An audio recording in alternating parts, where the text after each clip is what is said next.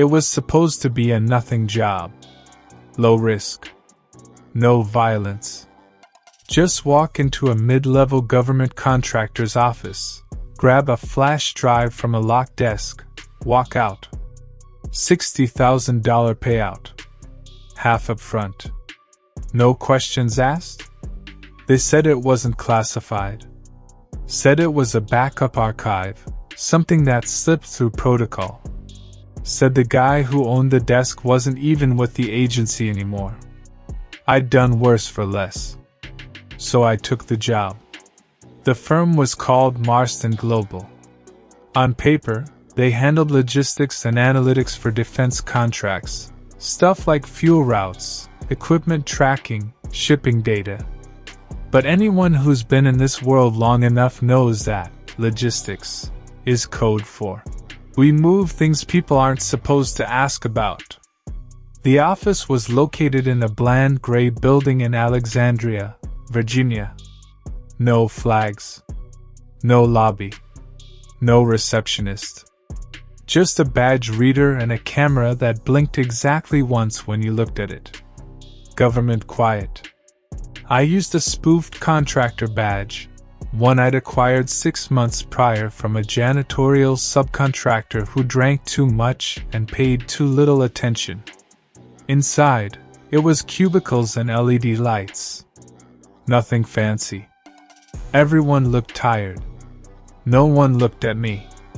I had the target's name, Kenneth R. Ballinger. According to my client, Ballinger had been reassigned 6 months ago. His desk had never been cleared. The flash drive was supposedly inside the second drawer from the left. I reached it in under 4 minutes. Popped the lock. There it was. Plain, silver, no label. I pocketed it, closed the drawer, and walked straight out. Easy. Almost too easy. I got back to the safe house that night, an apartment in Bethesda I'd rented under an alias. Locked the door. Killed the GPS, shut off every wireless signal in the place. Then I slid the drive into a burner laptop set up on an isolated power grid. No internet. No Bluetooth. Just raw access. I expected encrypted nonsense. What I got was video. The first file was grainy, timestamped August 12, 2003. No metadata. No audio. Just a black room. Cement walls. One chair. A man sits in it. Another man walks into frame. Military posture, civilian clothes. No ID. He speaks, but there's no sound. The seated man nods. Then something happens. He begins to convulse. Hard. Violently. And then, he stops. Still. The man in civilian clothes walks over, checks his pulse, nods to someone off screen. Then the feed cuts. The next video was worse. And the one after that made me sick. There were 8 in total. Different men. Different dates. Same room. Same outcome. No trials. No procedures.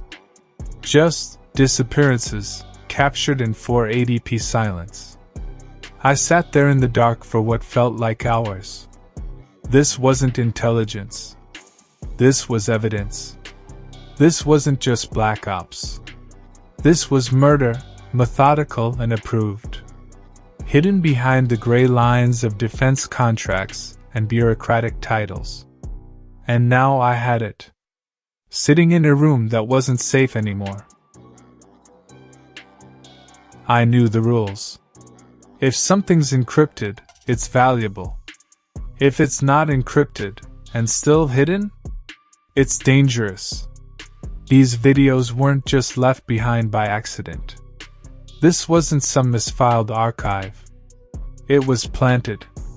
Left just deep enough that only someone with access would find it, but just shallow enough that someone like me could be blamed for having it. I powered down the laptop, yanked the drive, crushed it in a vise, and dumped the pieces into an acid bin I kept under the sink. Too late. My phone, one I hadn't used in 6 months, buzzed once. No caller ID. No ringtone. Just one screen. You opened it. I stared at it for 3 seconds before yanking the battery out. But the message had done its job. They knew. And they weren't coming to ask questions. 34 minutes later, the lights on the street outside my window flickered. Once. Then again. I didn't wait for a third.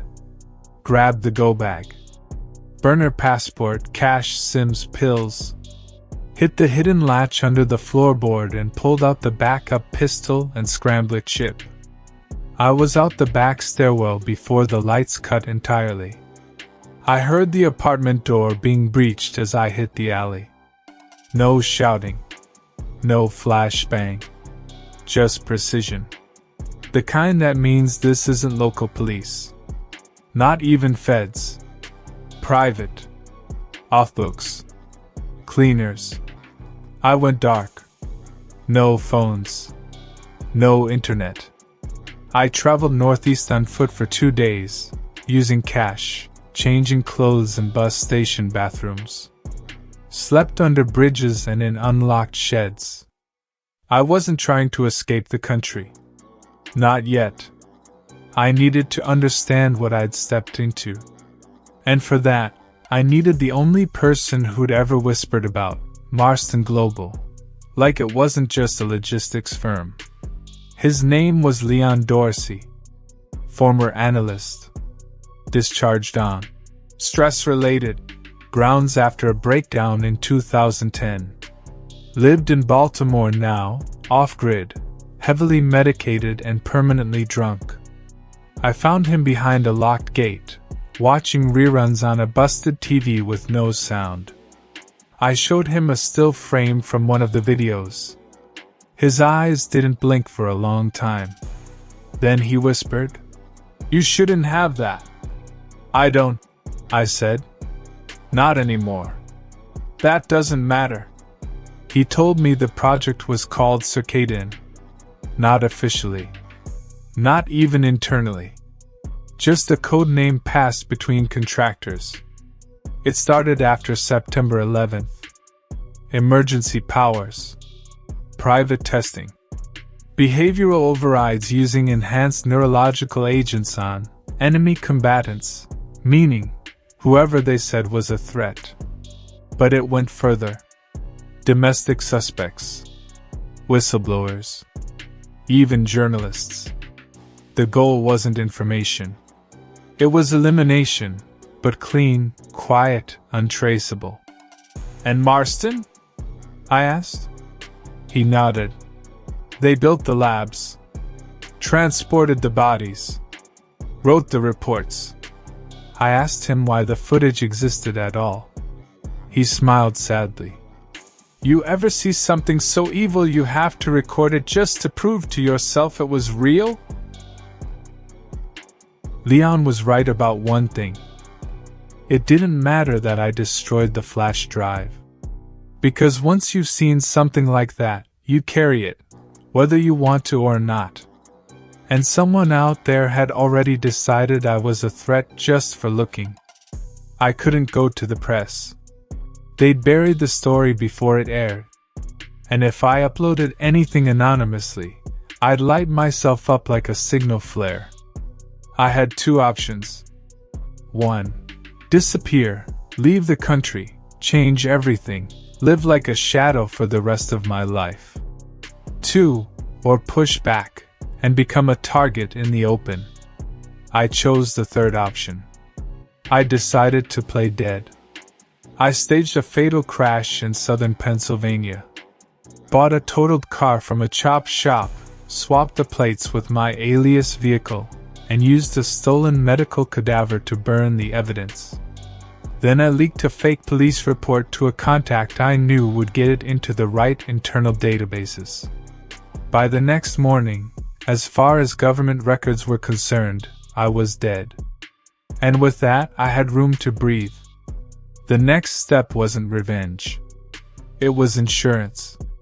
I needed something that could protect me long term, not just keep me alive, but make killing me the more dangerous option. So I went back into the world I thought I left, the dark networks, the data brokers, the offline communities where whistleblowers and career criminals overlap in a quiet little Venn diagram of fear. I offered information. Not the videos. Not yet. Just the name, CIRCADIAN. And a promise that I had more. Within 48 hours, I was contacted by someone calling themselves Archer. Said they were ex-intelligence. Said they could give me a dead man's switch, a system that would automatically release all the data if I didn't check in every 72 hours. I didn't trust them, but I trusted the math. So I agreed. They flew me to an undisclosed location, cold, rural, foreign. Gave me a system, hardwired and analog, air-gapped like the ones I used to build. Everything set up with a physical key switch. No remote triggers. No dependencies. One slot. One drive. One promise. But even then, I hesitated. Because here's the thing no one tells you about exposing evil. Once you do it, you're no longer fighting monsters. You become part of the story. And stories don't end for people like me. They just stop. I made one final decision. I encoded the data into 3 drives. One was buried beneath an abandoned relay station in Alberta. One was sent to a trusted courier I hadn't seen in a decade. And the third, I kept. Not for leverage. Not for justice. For memory. Because if they ever find me, if they ever end it, I want them to know exactly why I died. It's been 7 months since I faked my death. No one's found me. Not yet. But I don't sleep much. I keep a shotgun under the bed, a gas mask in the closet, and a queen-size burner in my boot that pings one of the release drives every 72 hours like clockwork. Routine is survival now. Sometimes I wonder if this was all a mistake. I could have walked away. Ignored the files. Taken the payout. Burned everything. But that's the thing about truth. Once it touches you, you either kill it, or it kills you. I've started writing things down. Not for the public. For whoever comes after. Maybe one day, someone will stumble on to drive one in that frozen ground in Alberta. Or maybe the courier will open the envelope when the time's right. And if they do, they'll see what I saw. Not just murder. Not just a program. But a design, a system so deeply woven into the folds of security that exposing it wouldn't collapse a department. It would collapse faith in everything above it. I get reports now and then, whispers from people still on the inside. Marston Global changed names. Quiet merger. No press. A few of the names I saw in the videos? They're dead now. Car crash. Stroke. One just disappeared off a hiking trail. They're cleaning house. Because they don't know what I left behind. Because they don't know what I'm willing to release. And until they do, I'm safer alive than I ever would be dead. If you're hearing this, if you somehow found this story in a place it shouldn't be, don't look for me. Don't share my name. But know this. Some ghosts don't haunt the living. They haunt the powerful. And I'm still out here. Watching.